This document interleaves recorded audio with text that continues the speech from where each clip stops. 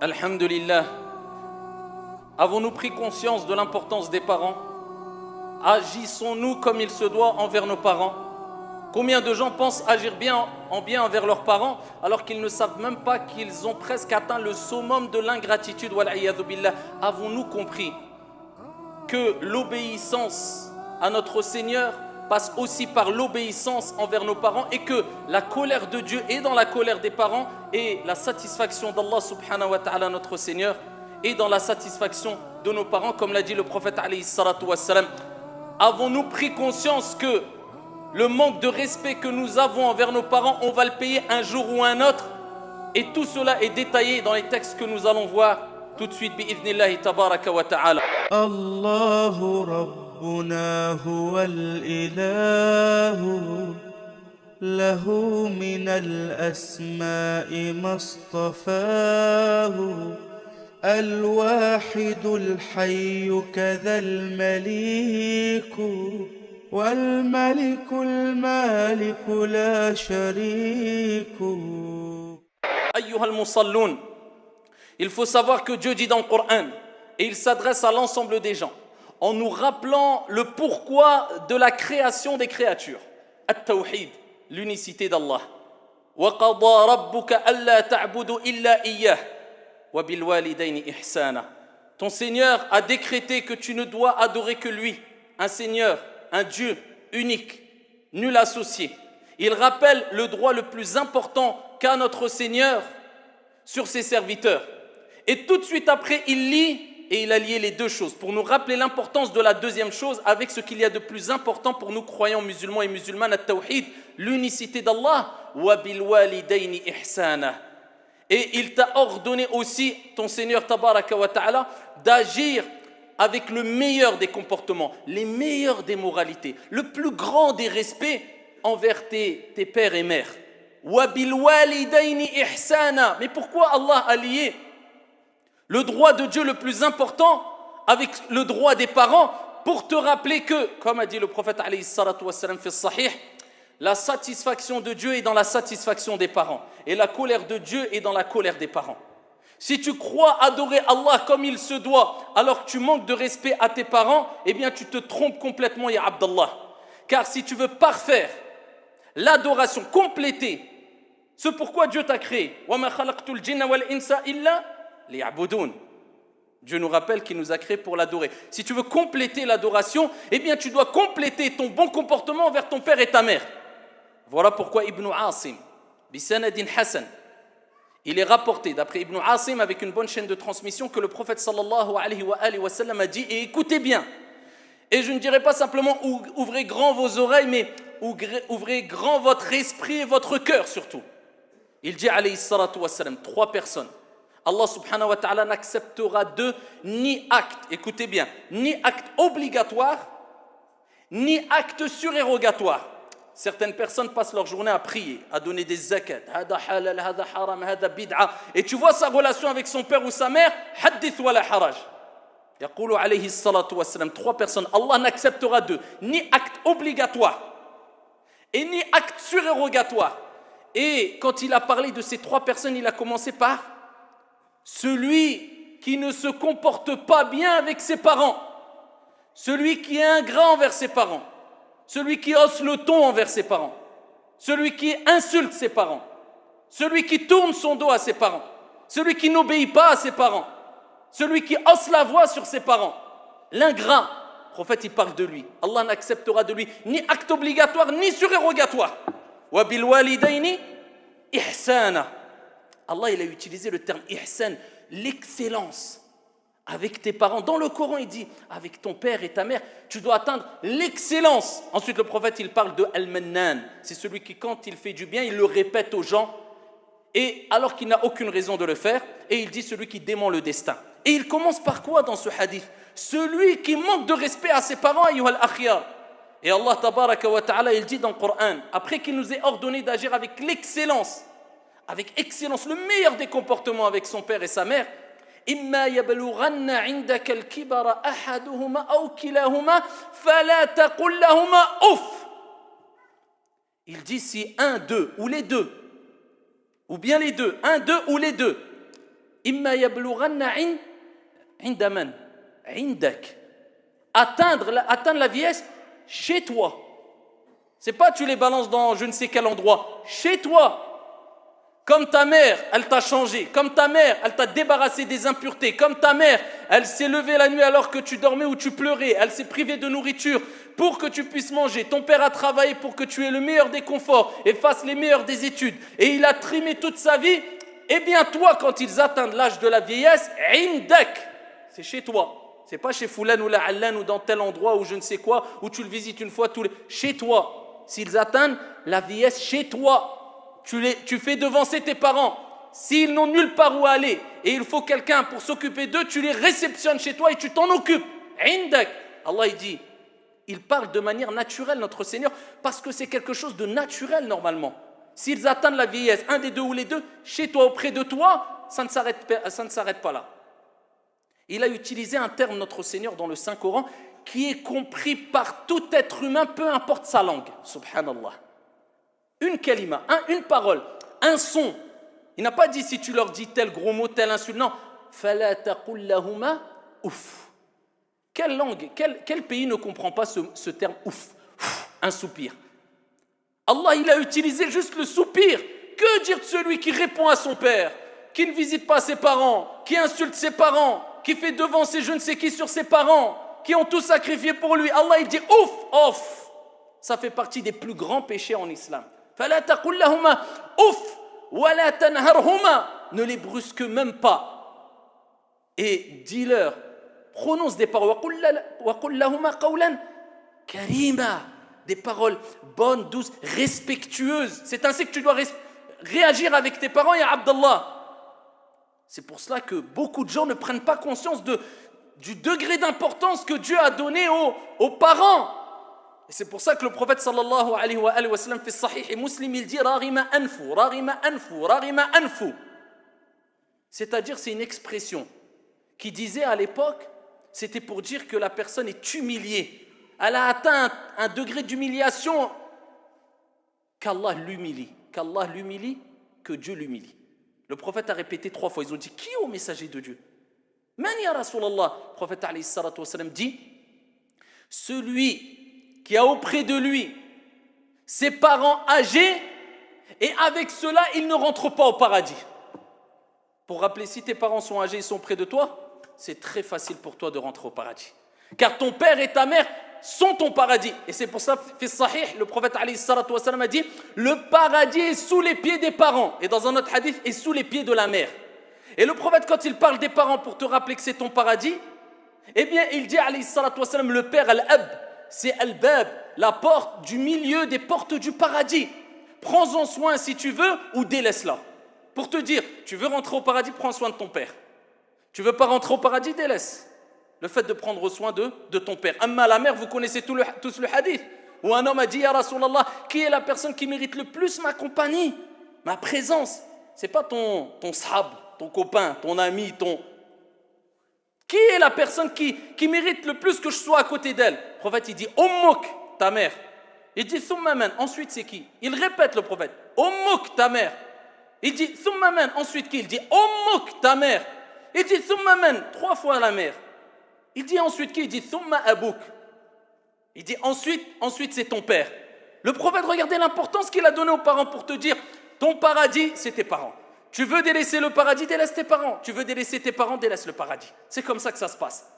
Et quand on regarde comment réagissaient ceux qui ont compris la religion mieux que nous, ceux qui ont été les élèves du prophète Mohammed alayhi salatu wassalam, et des compagnons radiyallahu anhum wa ardahum, ceux qui ont vécu dans ces générations proches de la génération du prophète alayhi salatu wassalam, un grand nombre d'entre eux nous ont donné des leçons concernant le bon comportement vis-à-vis des parents qui nous laissent bouche ouverte. Parmi eux, Ibn Sirin, rahimahullah, ce grand ascète, ce grand savant, eh bien un jour il parlait avec sa mère et des gens sont passés devant lui, c'était une personne réputée pour sa science, pour sa piété, pour son ascétisme. Ils ont dit, ah, Ibn Sirin, il est malade, qu'est-ce qu'il a? Les autres lui ont répondu à la personne qui a posé la question, qui s'est interrogée, il a dit non, c'est quand il parle avec sa mère, il parle comme ça. Il pensait qu'il était malade, vous savez pourquoi? Ibn Sirin, à chaque fois qu'il parlait avec sa mère, il chuchotait. Salam alaikum. Par crainte de parler un peu trop fort et de rentrer dans le mauvais comportement, l'ingratitude envers leurs parents. Ça, c'était qui? Ça, c'était les hommes qui ont compris cette religion, ayyuha al-akhyar. C'était les femmes qui ont compris cette religion et l'importance des parents. Parmi eux, Ibn al-Munkadir, rahimahullah ta'ala, il dit, toute la nuit, je suis resté masser les pieds de ma mère. Toute la nuit, je suis resté masser les pieds de ma mère. Alors que mon frère a passé toute la nuit fi salah. Le meilleur acte d'adoration pratique à salah. Il dit, toute la nuit, mon frère est resté à salah. Il a dit, je n'échangerai pour rien ma nuit avec sa nuit. Moi, j'ai passé ma nuit à masser ma mère, c'est mieux que lui, ce qu'il a fait pendant toute la nuit, à quoi? À faire la prière. Ça, c'était des gens qui avaient compris. Ali ibn al-Hussein, radiyallahu anhu wa arda. Regardez ce qu'il dit. Quand on l'a interrogé, ils ont dit, toi, on voit que tu as un bon comportement, mais par contre, il y a quelque chose qui nous interroge. On ne te voit jamais manger avec ta mère. Pourquoi tu n'accompagnes pas ta mère lors du repas? Mange avec elle. Vous savez ce qu'il dit? Il dit, je ne veux pas manger avec ma mère parce que j'ai peur que, en mangeant avec elle, je prenne une part de la nourriture dont elle voulait prendre sans que je le sache, et par cela, je tombe dans l'ingratitude ou le mauvais comportement envers les parents. Ils avaient atteint quel stade? Je ne veux pas manger, j'ai peur que je prenne un bout de viande, alors que ma mère voulait le prendre sans que je le sache, et je l'ai pris avant ma mère et que je tombe dans uququl walidayn. Vous avez vu le niveau qu'ils avaient atteint? Ça, c'était des gens pieux et vertueux. Ibn Umar radiyallahu anhu warda, il voit une personne en train de faire tawaf hawla al-Kaaba et il portait sa mère sur son dos. Il tourne et il dit à Ibn Umar, ce grand compagnon, fils de Umar ibn al-Khattab, il dit, est-ce que en faisant ça, est-ce que j'ai récompensé quelque part, j'ai été reconnaissant envers ma mère qui m'a porté, elle, dans son ventre? Il dit, pas même une seule contraction. Il dit, tu la portes, tu fais tawaf, tu crois que tu l'as récompensé? Wallah, même une contraction que tu lui as donnée, un coup que tu lui as donné dans le ventre, tu lui as même pas récompensé par rapport à cela en la portant sur ton dos et en faisant tawaf autour de la Kaaba. On n'en est même pas là. Il y a des gens, juste visiter sa mère de temps en temps ou accompagner sa mère, ou il est loin, on n'en est même pas là encore.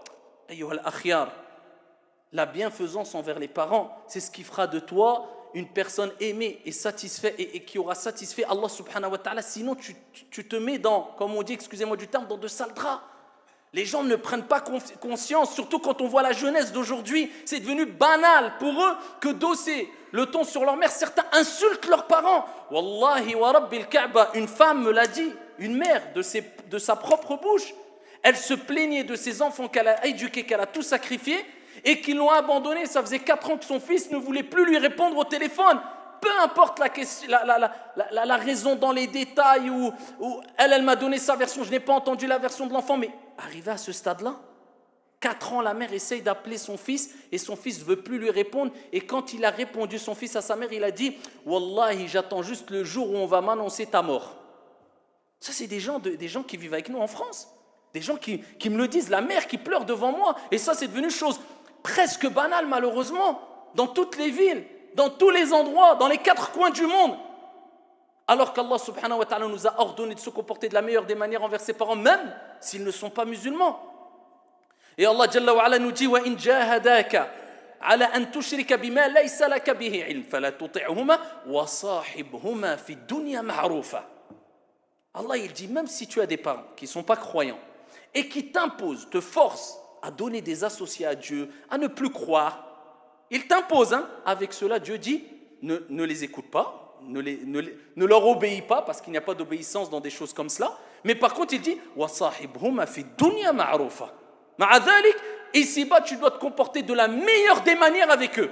Subhanallah. Que dire de ton père ou ta mère qui dit La ilaha illallah Muhammadur Rasulullah? Où en sommes-nous, ayyuhal akhyar, par rapport à tous ces textes, par rapport à ce qu'a dit le prophète alayhi salatu wassalam, quand il nous incite à garder les liens de parenté avec nos parents, même s'ils sont morts. Le prophète alayhi salatu wassalam, il dit garde les liens de parenté même si ton père est dans sa tombe.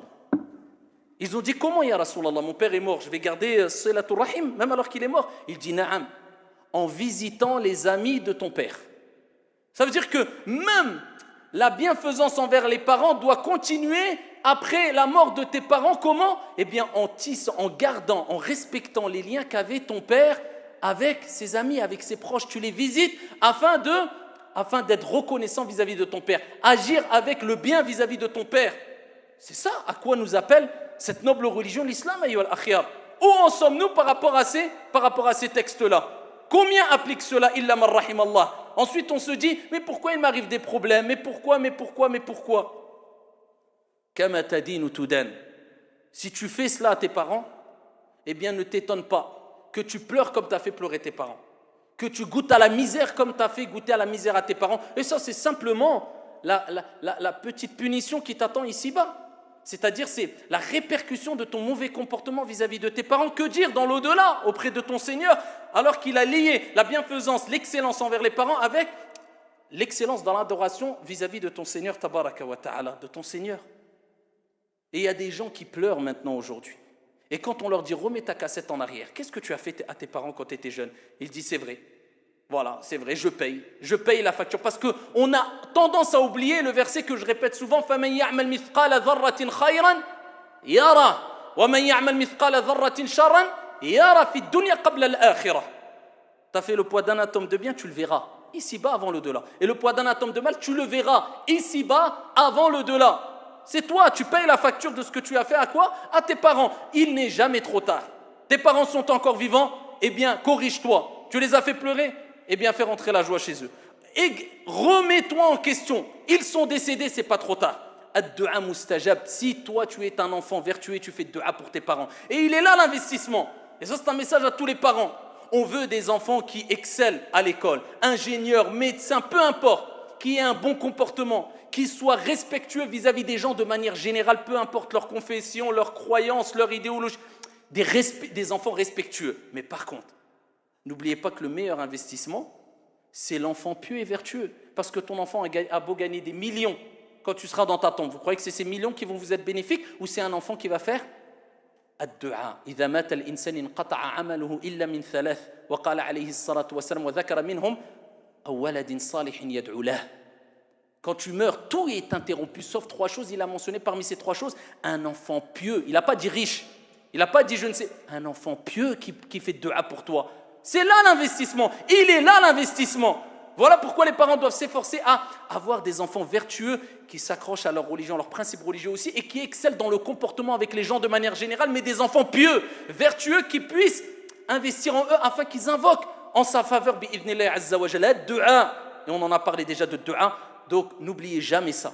L'investissement réel, il est dans le fait d'avoir des enfants pieux et vertueux. Et plus tu te comporteras mal avec tes parents, et plus cela se répercutera avec tes enfants, et plus tu te comporteras de manière excellente avec tes parents, et plus tu as de chances que tes parents t'honorent et t'assistent, même quand tu seras vieux, et tu chercheras assistance à droite et à gauche, tout le monde te fermera la porte, si ce n'est tes enfants, par le fait ou parce que simplement tu as agi avec bonté envers tes parents. Donc à tous les jeunes, je profite ici de cette assemblée particulièrement parce qu'on est en période de vacances scolaires.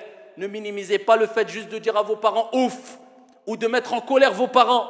La colère de Dieu est dans la colère des parents et la satisfaction d'Allah subhanahu wa ta'ala, elle est dans la satisfaction des parents.